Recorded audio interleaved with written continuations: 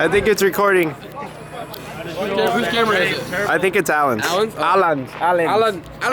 Alan. So this past Sunday was Adam LZ's open house, and sure enough, I let you all down by not filming it. But it was definitely one of those things. I just wanted to go hang out with my friends and not have to worry so much about filming. But I am pretty stoked on how festive the S14 looks right now. Don't mind the fitment though. Definitely need to go a little bit lower in the front. The rear is just about spot on. If anything, it might be a little bit too low because the car likes to bottom out ever so slightly on the tire, you know, on rough roads. What do you think, Nacho? You like it? No? You don't? Oh, you do? Nah, you're just hungry, aren't you? So as far as work on the cars is concerned, the BRZ is at a standstill. I'm waiting on the Subaru sealant that I can use to put on the timing chain cover to get that back on the engine. And with the FRS, I guess I could be working on it a little bit more than I have. Still need to pull the oil pan off, put the transmission back in with the new clutch, as well as install a couple more parts that I have planned for it. This weekend, there is a drift event over in Gainesville. And because right now I don't technically have a car that I can drift, the one that is closest to being ready, or not ready, but closest to being driftable, it just so happens to be the S13. But for all of you that have seen the last couple of videos, you know that this thing doesn't want to start. But I will tell you, I have made some progress, and I'm almost 100% sure I know why it won't start. So where I pretty much have narrowed down the issue is to the fuel pump. I went ahead and checked the fuse underneath the dash because the harness has been relocated, so the fuse box is underneath it. The fuse and the relay were good. So that leads me to believing that the pump is bad. So if we take the assembly out, there we go.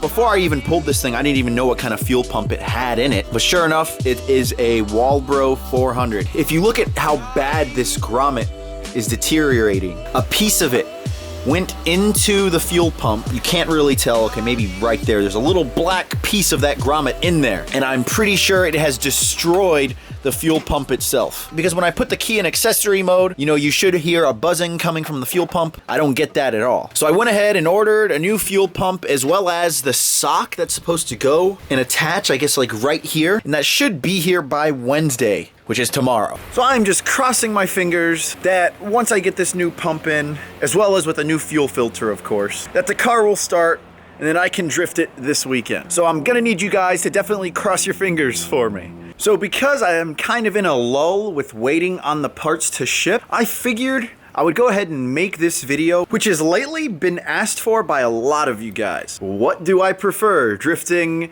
the LS1 S13 or the naturally aspirated FRS, which is soon to be turbo? So I figured what better place to talk about the FRS than actually sitting in it and talking about it. So here I am in my first drift car. For those of you that haven't been around that long and really haven't seen me drift this thing as much, I'll give you the real quick and dirty lowdown on what I have done to her. So when she was in her prime, AKA before I wrecked her,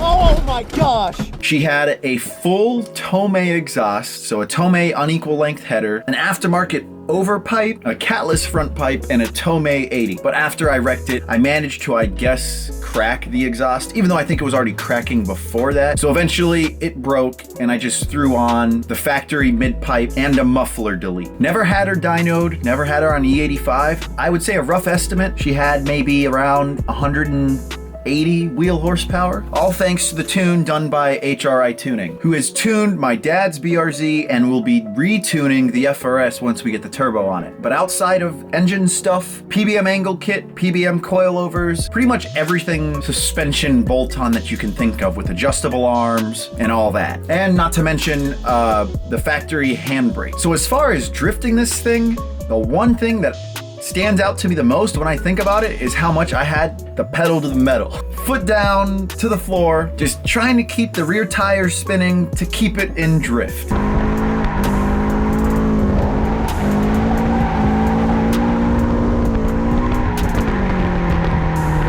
Yes, I would let off throttle every now and then for transitions and such, but for the most part, and especially on tandems, I had to keep my foot on the throttle as much as possible. You know, I'm out there with people putting down twice as much power as me, but I'm able to keep up. When I primarily drifted this car, I momentum drifted, which is exactly what it sounds like. I would go as fast as I could right before entry to build up as much momentum as possible, chuck it into the corner, let the rear end hang loose, and just try to hold it for as long as possible, or at least until I transitioned.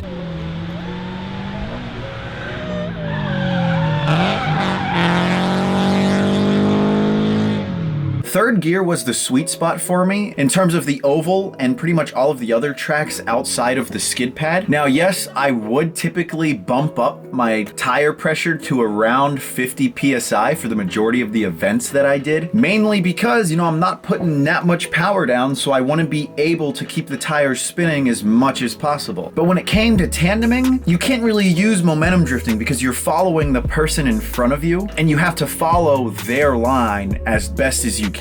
So to keep up with everyone, my main strategy was to just enter drift as late as possible in hopes that after they initiate, they're scrubbing speed and I can just zip right in there with a little bit of e-brake, maybe a little bit of left foot brake, and then power over just to try to keep the wheels spinning, stay on their door.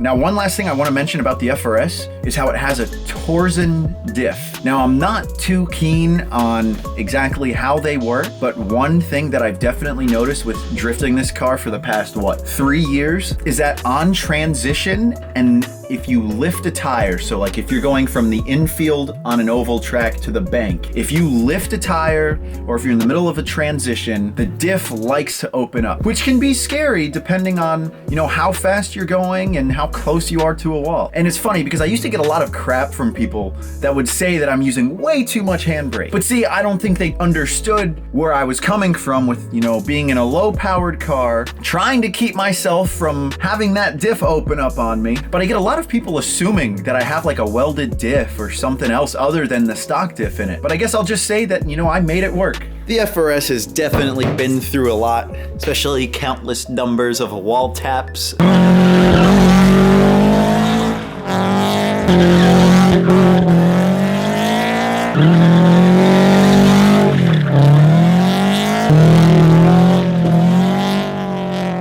That was a pretty fun event. Probably one of my favorites. And I definitely can't wait until we get this turbo strapped on to her. Hopefully aiming for about 400 wheel reliably, knock on wood. Got some wood right here, perfect. Yeah, I don't really particularly care for the seating position in this thing with how far back I am from the dash and the steering wheel. But to high level cover some of the stuff done to this car, well, I guess to back up a little bit, I bought the car the way it sits right now and really have not done anything to it other than put oil in it, I think. Actually, no, I put some gauges. That's right.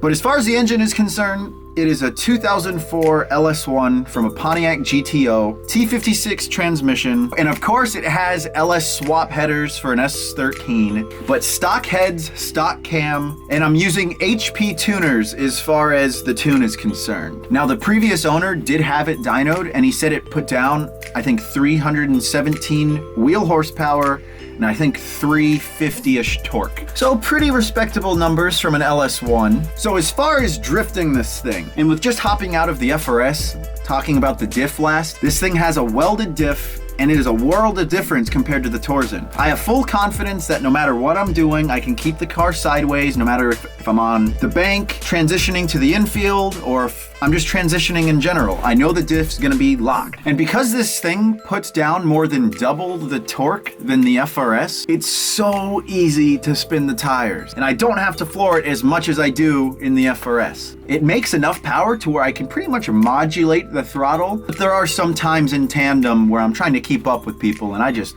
mash the throttle, which might prevent me in some instances from catching up as quickly because I'm just lighting up the tires.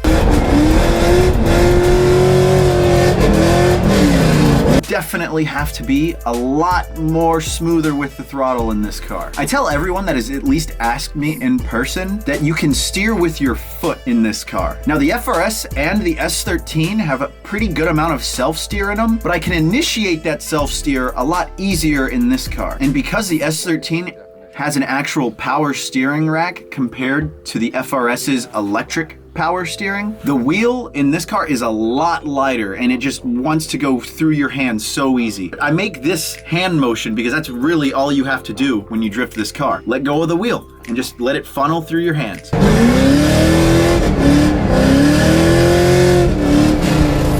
Compared to the FRS with its electric rack that just doesn't have the strength that you get out of the power steering in this car. There were some times when I would get to about max lock in the FRS that I would really have to manhandle the wheel just because it would get so heavy. And in all honesty, I kind of prefer that. Now, as far as tire pressure is concerned, the first event that I actually did in this car was at Grid Life at Road Atlanta.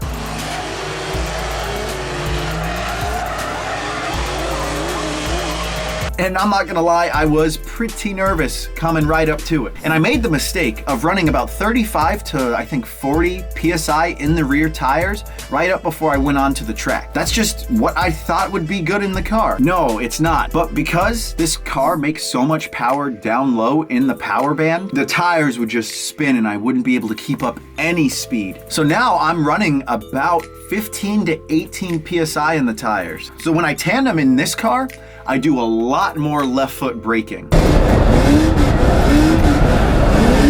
I did left foot brake sometimes in the FRS, not much, but in this car, it's almost necessary, especially when you're trying to close the gap with the person in front of you. Now in the S13, I have a hydraulic handbrake that goes to a dual caliper setup, a million times better than the stock handbrake in the FRS. And that handbrake in there is pretty decent, I'm not gonna lie. So to put it this way, in the FRS, I used a lot more handbrake in tandem, and with this car, a lot more left foot brake, which makes sense just because of the power difference. Which leads me to answer the question that this video is based on. What do I prefer? Right now, I will tell you I still prefer the way the FRS drifts. Now, I am heavily biased with that, I know, because that was the first car that I ever drifted and the first car that I tandemed with. And that makes sense as to why I prefer it. And it will be very interesting to see how much more I like it. Now that once it's turboed, it'll be making probably just as much power as the S13. Now, the plan is to still compete in the Pro-Am with the S13. I mean, who knows? Maybe once the FRS is boosted, I just will 110% prefer it over this car and then swap cars with my dad again.